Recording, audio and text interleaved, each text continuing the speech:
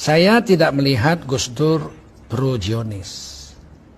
Tidak. Saya dengan Gus Dur bersahabat. Tahu saya gimana Gus Dur. Ya memang Gus Dur itu ketua Yayasan Shimon Peres, benar. Oh dia dapat dana, iya betul. Untuk membuat hubungan diplomatik dengan Indonesia, dengan Israel, betul. Tapi kan sampai wafat dia nggak buat. Itu cerdasnya Gus Dur. Dia menolaknya halus. Gimana bisakah dibuat hubungan diplomatik antara Israel dengan Indonesia? Bisa, kata Gus Dur. Tapi susah, sulit, memerlukan waktu yang lama. Lah ya udah kita mulai ya, monggo dimulai, tapi nggak pernah dimulai dan tidak pernah terjadi. Udah diproses sudah, tapi ya begitu, tetap nggak bisa.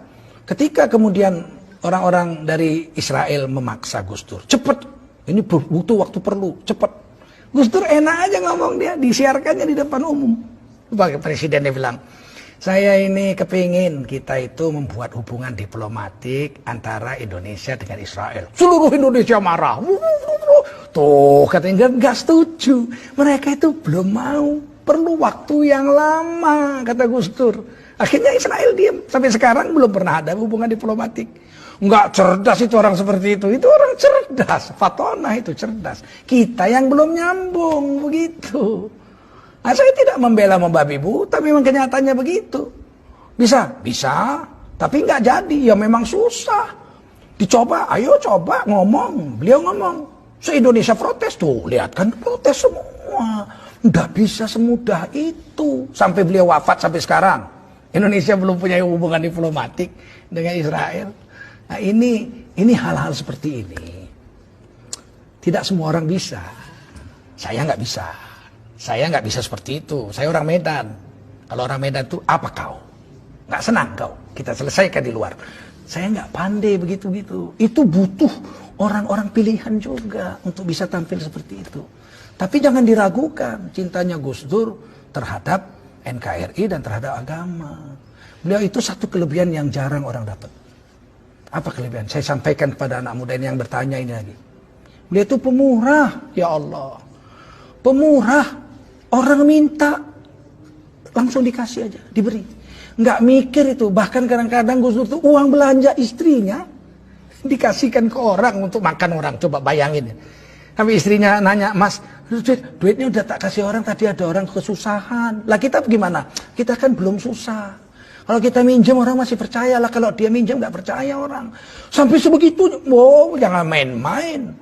Ini orang punya kelebihan, punya kekurangan. Tapi kita jangan memfitnah orang sesuatu yang kita tidak tahu. Kita berdosa nanti. Nah, ada satu kelebihan Gus Dur yang pernah membuat saya menangis. Saya ceritakan ini ya. Saya bukan menjilat Gus Dur sudah wafat, nggak ada urusan. Saya nggak minta jabatan dari bicara saya ini. Kalau saya mau jabatan zaman Gus Dur saya sudah ditawari jabatan. Tidak mau saya. Nah, apa katanya? Satu hari saya duduk di VIP room airport Pekanbaru. Saya tamu gubernur. Saya duduk di ruangan tunggu gubernur untuk menunggu pesawat terbang. Waktu itu acara TV One tokoh kita sedang diputar. Saya minum teh habis sholat asar di situ menunggu pesawat. Tiba-tiba muncul situ tokoh kitanya itu Gus Dur. Gus Dur. Tapi beliau sudah wafat.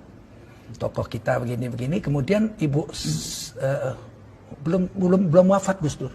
Ibu Sinta Nuria diwawancarai. Apa sih kelebihan Gus Dur itu? Kata pewawancara itu kepada Ibu Sinta Nuria. Kemudian Ibu Sinta mengatakan sebagai istri beliau sekian tahun. Kelebihan Gus Dur itu yang saya rasakan sangat menonjol. Tidak pernah komplain soal makan. Kemudian nampaklah Gus Dur duduk di tempat tidur amben kecil begitu, pakai celana sedengkul, pakai kaos, makan. Nah, lauknya itu cuman ayam goreng paha sebuah, nggak ada sayurnya, nggak ada sambalnya, nggak ada kecapnya, nasi putih. Jadi nasi putih ayam, disendok nasinya ke mulut pakai sendok, ayamnya digraut pakai tangan. Kemudian Gus Dur makan, disuting begitu. Jadi itulah kelebihan Gus Dur yang membuat saya itu bahagia, kata Ibu Sinta Nuria. Salah satunya seumur hidup perkawinan kami beliau tidak pernah komplain soal makanan. Saya langsung keluar dari situ nangis saya. Sebab kelemahan saya paling besar adalah komplain makanan. Saya sejak kecil ibu saya itu pandai masak dan saya anak laki-laki satu-satunya. perempuan 6, laki-laki 1. Sehingga saya makan tuh sangat dimanja. Mau pakai gulai, pakai ini, namanya orang Melayu. Ikan goreng, gulai, segala sambal. Saya keluar, istri saya orang Banten. Sejak kawin tuh biasanya rebus-rebus lalap, rebus-rebus lalap. Sempat saya bilang satu hari makanan ini, makanan kambing ini saya bilang. Sampai istri saya menangis. Sebab kami orang Melayu lemak-lemak kayak kelapa. Dia lalap-lalap, tiap hari lalap-lalap rebus, lalap-lalap rebus. Jengkel juga saya. Saya keluar, saya ambil handphone. Saya telepon istri saya di Jakarta, saya bukan baru. Adik, iya bang, abang pulang. Pulang dek, abang sedang nunggu pesawat. Loh abang kok nangis? Saya bilang, saya minta maaf adik. Saya selama ini selalu komplain soal makan. Pernah saya bilang makanan kambing. Kadang-kadang saya banting juga meja gitu. Gak suka saya makanan gak enak. Saya minta maaf. Istri saya bilang, abang sehat bang. Abang kan gak apa-apa kan. Nanti abang jatuh naik kapal terbang. Enggak dek, saya istilah Melayu buang tabiat. Orang mau mati itu tingkahnya aneh-aneh gitu. Saya bilang tidak, saya tidak buang tabiat. Enggak ada tingkah aneh-aneh. Saya baru dengar Gus Dur. Ibu Santa Nuria diwawancarai, ternyata kelebihan Gus Dur nggak pernah komplain soal makan. Saya jadi teringat Rasulullah. Rasulullah itu mengatakan dalam hadis, saya tahu hadisnya. Jangan komplain soal makanan. Kalau enak kamu makan, kamu puji. Kalau kamu rasa nggak enak, jangan kau caci, tapi jangan kau makan. Pergi aja, jangan kau caci. Nah saya mencaci makanan, padahal saya tahu hadis.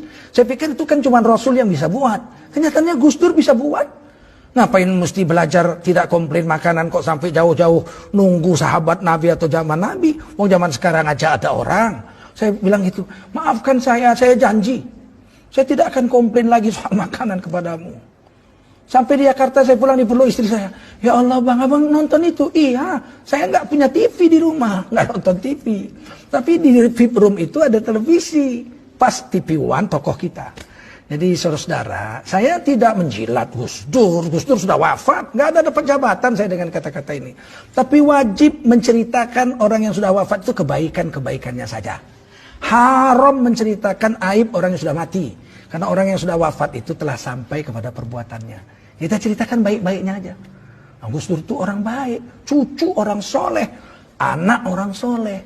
Nah, jadi demikian, mudah-mudahan ada manfaatnya pertemuan ini. Terima kasih atas pertanyaan saudari kita tadi. Dan semoga kita bisalah bersangka baik kepada tokoh kita, Kiai Haji Abdurrahman Wahid atau Gus Dur, ya, cucu daripada pendiri NU Nahdlatul Ulama Kiai Haji Hasyim Asy'ari, yang memang kadang-kadang statement beliau atau perbuatan beliau itu tidak sampai ke akal kita kecuali kita bertanya kepadanya. Banyak yang bisa saya ceritakan tentang Gus Dur, tapi tidak mungkin, terlalu panjang ya. Tapi banyak hal-hal kontradiksi yang menggegerkan masyarakat, saya tanya kepada beliau. Dan beliau menjawabnya, saya terkejut gitu. Kadang-kadang dengan ilmu semantik, saya kan dosen semantik 30 tahun saya. Dengan ilmu semantik itu saya kaget itu kadang-kadang. Ya, hebat sekali sahabat saya ini, saya pikir, inilah mudah-mudahan ada manfaat. Berhentilah kita bersangka buruk kepada orang yang sudah wafat. Kalau masih hidup boleh kita kritik langsung. Sekeras apapun kritik kepada pejabat negara boleh. Karena itu dilindungi Undang-Undang Dasar 1945. Asal jangan bersangka buruk. Kritik aja silakan, atau nanya. Kalau nggak jelas tanya pakai tanda tanya. Soal dia jawab atau nggak jawab bukan urusan kita. Kita sudah nanya, kita sudah sampaikan. Kita tulis surat terbuka biar dia baca, biar jawabannya dibaca orang. Dia jawab syukur, nggak dijawab kita sudah sampaikan kewajiban kita. Undang-Undang Dasar 45 pasal 28 ayat 1, 2, 3 dan seterusnya menjamin tiap-tiap warga negara untuk berkumpul dan bersuara mengeluarkan pendapatnya. Wallahu a'lam bishawab.